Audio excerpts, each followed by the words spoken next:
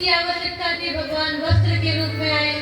प्रहलाद जी भगवान को कड़कड़ में देखते थे, भगवान खंभा फोड़ के प्रकट हुए। उसी प्रकार अगर हम लोग भगवान को पुकारेंगे, चाहे जिस भी रूप में पुकारें, कुछ लोग अर्थ की इच्छा रखते हैं, कुछ लोग को धन चाहिए, वो अगर भगवान को अर्थ के रूप में पुकारेंगे तो भगवान अर्थ के रूप में आ जाएंगे।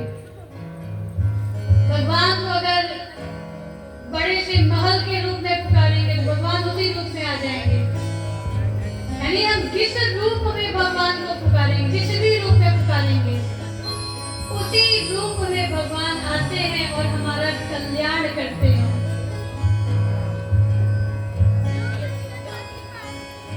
कुछ उदाहरण से समझते हैं। हनुमान चालीसा सबको याद होगा, सभी लोग हनुमान चालीसा पढ़ते हैं। उसमें एक लाइन लिखी हुई है, नासे रोग हरे सब पीरा, जपत निरंतर हनुमत बीरा। तो हम लोग ये कहते हुए सबको सुनते हैं कि हनुमान चालीसा को पढ़ने से कल्याण हो जाता है। तो क्या केवल पढ़ेंगे तो कल्याण हो जाएगा? पढ़ के उसका चिंतन करना पड़ता है, मनन करना पड़ता है, मंथन करना पड़ता है, तब जाके इस लाइन का अर्थ हम लोग समझ पाते हैं। इसमें क्या कहा गया है कि नासे रोग हरे सब पीरा, जपत निरंतर हनुमत बीरा।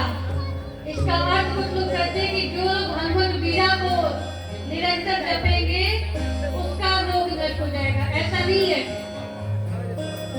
तो कहा क्या गया है? कहा गया है कि जपत निरंतर हनुमत बीरा, यानी वीर हनुमान जिस मंत्र का जप करते हैं, अगर उस मंत्र का जप हम लोग करेंगे तो सारे रोग दूर हो जाएंगे, सारे संकट मिट जाएंगे। हनुमान जी उसका जप सदैव करते रहते हैं। हनुमान जी क्या बोलते हैं? राम राम राम राम ही तो जपते थे। हनुमान जी का मंत्र क्या है? राम। तो राम केवल कह देने से सभी प्रकार के रोग दूर हो जाते हैं, सभी संकट दूर हो जाते हैं, पीड़ाएं मिट जाती हैं।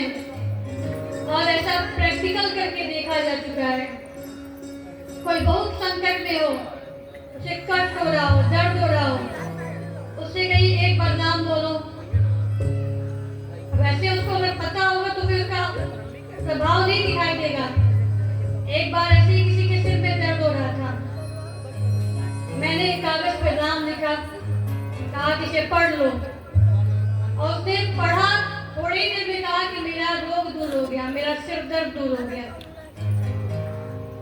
एक महिला थी, उनके पीठ में दर्द हो रहा था, कई दिनों से परेशान थी, बहुत से डॉक्टर को दिखा ली, सब कहते थे विटामिन डी की कमी है। अब डी का सेवन तो वो कर रही थी, सूर्य देव की रोशनी ले रही थी, उससे विटामिन डी मिलता है। दूध का भी सेवन कर रही थी। एक दिन हमसे उन्होंने कहा, मैंने भी कहा राम राम करो, ठीक हो जाएगा। तो उन्होंने राम राम किया, अकेले बैठ गई कमरे में, बता रही थी, वही बता रही थी, अकेले बैठ गई और राम राम कुछ देर तक उन्होंने किया। शाम को फोन आया कि दीदी आपने कहा था कि राम राम करो, ठीक हो जाएगा। और राम राम मैंने किया, मेरे पीठ का दर्द दूर हो गया।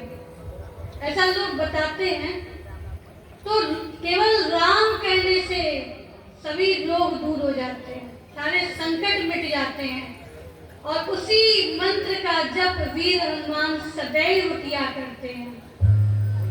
फिर कहा गया है कि तुम्हारो मंत्र विभीषण माना, लंकेश्वर भय सब जग जाना।